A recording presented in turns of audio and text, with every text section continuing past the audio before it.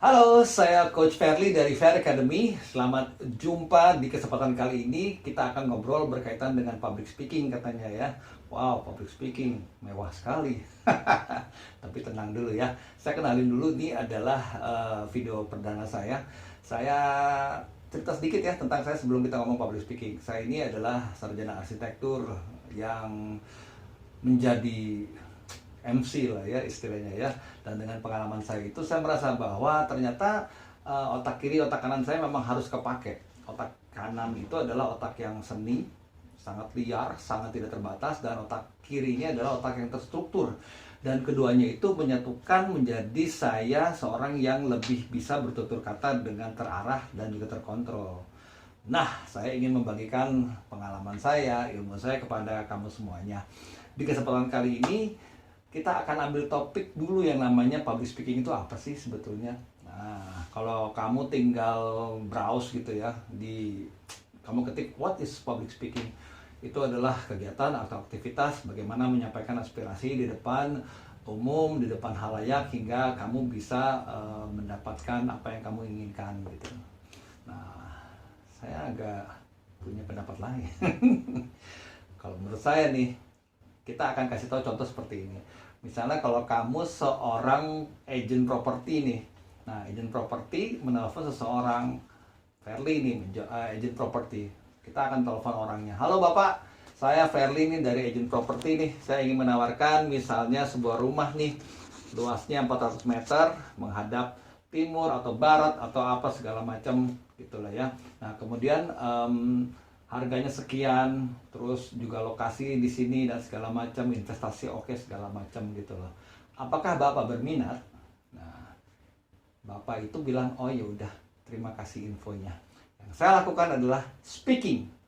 Artinya adalah apa? Saya hanya menyampaikan fakta, hanya menyampaikan sesuatu yang benar. Istilahnya saya menelpon dengan hanya mengandalkan itu adalah si flyernya atau si brosurnya aja. Sudah mendapatkan yang saya inginkan? Belum. Akhirnya saya mikir, gimana caranya supaya dia suka sama saya. Saya telepon lagi. Halo Pak, saya orang yang sama. Saya sudah lebih siap, saya akan jualan nih kepada Bapak. Barangnya sama, orangnya sama, saya kasih pendekatan yang lain. Saya bilang gini, Pak, ini rumahnya ini udah bagus. Bapak bisa jalan-jalan pagi dengan putra-putri Bapak, menikmati udara segar, everyday is a holiday ya. Terus kemudian juga ada pancurannya, Bapak bisa berfoto sama keluarga, bisa mungkin ibunda Bapak bisa diajak jalan-jalan pagi-pagi, ada senam untuk orang tua dan segala macam. Bayangkan Pak, enak banget Pak. Si Bapak sudah mulai tercekat tuh, mikir, oh oke. Disitulah saya mulai menyentuh yang tadinya fakta saja menjadi ditambah dengan yang namanya adalah emosi. Itu yang saya bilang public speaking.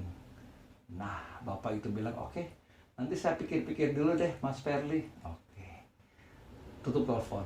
Saya agak KZL alias kesel gitu kan. Waduh, ini gimana caranya supaya dapat satu transaksi yang bisa closing gitu. Akhirnya saya dapat nih, ketemu satu ide. Saya bilang gini, saya telepon lagi nih di hari yang sama. Pak, ini saya Fairly lagi. Ya, kenapa Mas Fairly gitu kan. Saya mulai kesel gitu. Pak, ini tanahnya 400 meter menghadap timur atau barat, luasnya sekian, dari pengembang ini, nama besar, Bapak bisa jalan-jalan bersama putra-putri Bapak, bisa menikmati holiday is every day di tempat Bapak, semua ada di rangkaian Bapak nih Pak. Oh iya, kemarin kan Mas Ferry sudah bilang misalnya gitu ya. Saya kasih satu lagi peluru terakhir, saya bilang gini, iya Pak, tetapi kalau Bapak sekarang kasih tanda jadi hanya 2 juta, kemudian juga nanti Anda dapatkan unit yang Anda inginkan, karena ini unit terbatas sekali. Dan tahu nggak Bapak, Senin harga naik. Disitulah si Bapak langsung shock. Oh, gitu ya Mas Fairly ya? Oh ya udah, saya akan tanya dulu sama keluarga, berunding sama istri dan segala macam. Dan disitulah saya akan menghubungi lagi Mas Fairly ya. Apa yang terjadi? Saya membuat sebuah ancaman. Ya, ancaman atau dalam istilah saya adalah call to action. Kita harus membuat orang untuk bisa bergerak dari sebuah titik Titiknya adalah apa? Titik yang tadinya nyaman, oh ya udah, ada rumah harga segini. Oh ya udah, saya bisa lihat-lihat pemandangan, ada gunung, hawa bagus dan segala macam. Oh ya udah, gitu. Tetapi ketika sebuah ancaman itu dihadirkan, disitulah orang mulai bergerak. Itu agak ribet sih kalau untuk mungkin lo masih mahasiswa atau enggak, gue nggak tahu cara misalnya rumah tangga dan segala macam. Gue buatnya yang agak berbau mahasiswa. Contohnya adalah apa? Lo punya pacar, ya kan? Pacarnya bilang, Fer, misalnya ini pacar gue nih ya, waduh ini kan kalau mahasiswa ngomongin lu gue nggak apa-apa ya. Fer, lu ke rumah gue dong, gitu. Apain? Ya nanti ketemu bokap deh, kenalan apa segala macam. Itu adalah speaking. Dia hanya menyampaikan gitu aja. Oh ya udah santai, besok lagi aja gitu. Oke, dia balik lagi, sebel dia. Nah balik lagi ke saya. Terus dia bilang gini, lu ke rumah gue dong, nanti mau dikenalin, ada Eyang datang dari luar kota nih, kita lagi kumpul biar dikenalin semuanya, kan semua udah pada punya pacar tuh, masa aku belum kenalin kamu gitu. Wah, siapa tahu nanti kamu mungkin disukai oleh keluarga dan segala macam. Oke, yang pertama adalah hanya logika, yang kedua mulai pakai emosi tuh. Oke, gue udah mulai ada celah nih, tapi ya nanti aja, ya oke. Terus dia bilang gini, dia pulang pergi lagi, terus dia balik lagi, dia bilang gini, Fer, kamu datang dong ke rumah, papa nanya. Oke, masih fakta. Kemudian ini ada nenek datang untuk pengen kenalan sama semua pacar dari putri-putrinya, cucu-cucunya dan segala macam. Dan si wanita ini, si cewek ini punya satu senjata, adalah dibilang apa? Iya, kebetulan papa mau bawa calon untuk aku, yang katanya ini idaman banget buat aku.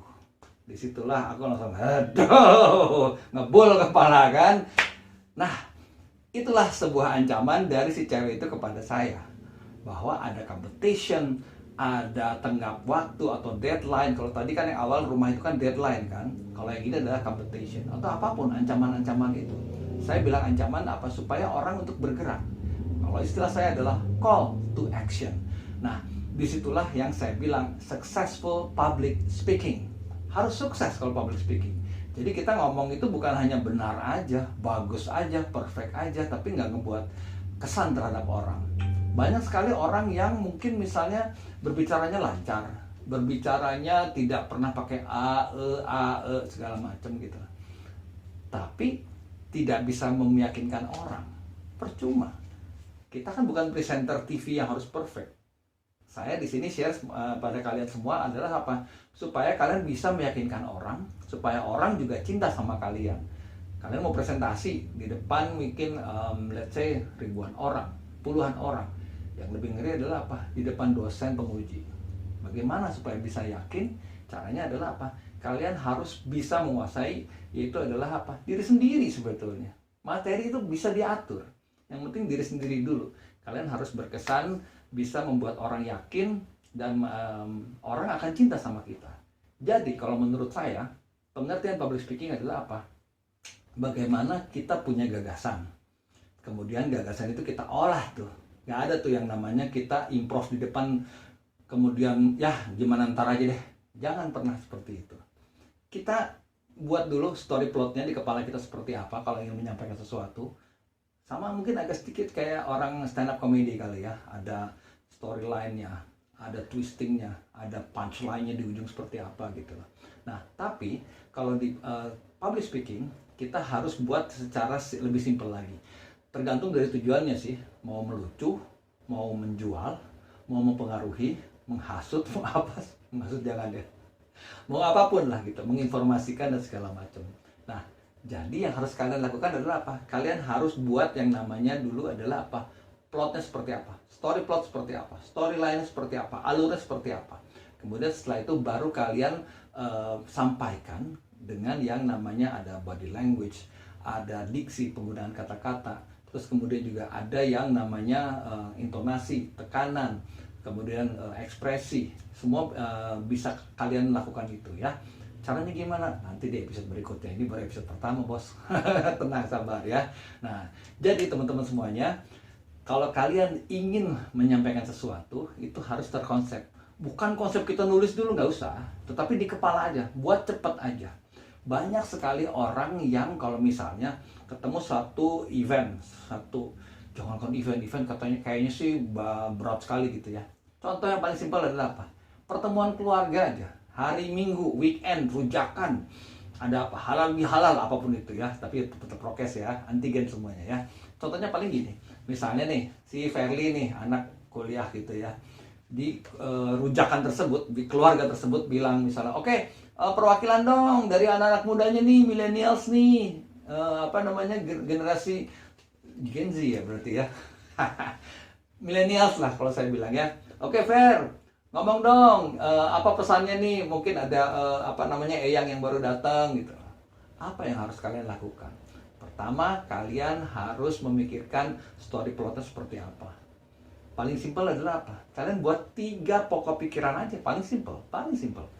Pertama, say hi semua orang, greetings. Terus kemudian adalah apa? Isinya apa? Dan ketiga adalah harapan. Ini saya akan bahas nanti di topik yang berikutnya, di episode berikutnya. Makanya ikutin terus ya. Nah, kira-kira seperti itu teman-teman. Perkenalan episode yang perdana ini, semoga kalian akan mendapatkan informasi, mendapatkan ilmu yang bisa dipraktekkan. Saya nggak akan capek-capek ngomong konsep-konsep lah, karena kebetulan saya juga praktisi yang menjadi trainer.